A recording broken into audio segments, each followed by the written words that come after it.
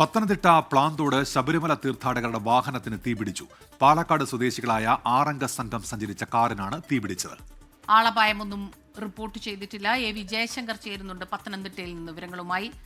ജയശങ്കർ, ഇതെങ്ങനെയാണ് ഈ തീപിടുത്തം ഉണ്ടായത്? ആളപായമൊന്നുമില്ല എന്നുള്ളത് ആശ്വാസമാകുന്നുണ്ട്.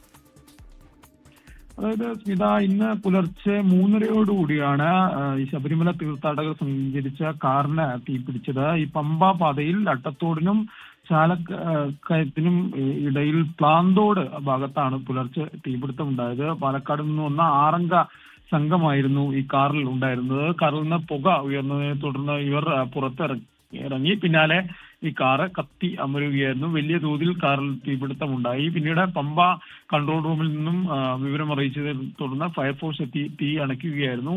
ഷോർട്ട് സർക്യൂട്ട് ആണ് ഇത്തരത്തിൽ തീപിടുത്തത്തിന് കാരണം എന്നാണ് ഫയർഫോഴ്സ് പറയുന്ന പ്രാഥമികമായ നിഗമനം. എന്തായാലും ഈ അപകടത്തിൽ ആർക്കും തന്നെ മറ്റ് പരിക്കുകളോ ആളപായമോ ഇല്ല എന്നത് വളരെ ആശ്വാസം പകരുന്ന കാര്യമാണ്. നിരന്തരമായി ഇലക്ട്രിക് വാഹനങ്ങൾ ഉൾപ്പെടെ ഇല്ലെങ്കിൽ കാറുകൾ ഉൾപ്പെടെ ഇത്തരത്തിൽ തീപിടുത്തം ഉണ്ടാകുമ്പോൾ അത് വലിയ ആശങ്കയാണ് ജനങ്ങളെ സംബന്ധിച്ചും സൃഷ്ടിക്കുന്നത്. ശരി, എ.വി. ജയശങ്കറാണ് പത്തനംതിട്ടയിൽ നിന്ന് വിവരങ്ങൾ നൽകിയത്. ലോകത്തെവിടെയായാലും ഏത് സമയത്തും 24 വാർത്തകളും ഓഗ്മെന്റഡ് റിയാലിറ്റി പാക്കേജുകളും എക്സ്പ്ലെയിനറുകളും വിശദമായി കാണാൻ ഞങ്ങളുടെ യൂട്യൂബ് ചാനൽ നിങ്ങൾക്ക് സബ്സ്ക്രൈബ് ചെയ്യാം.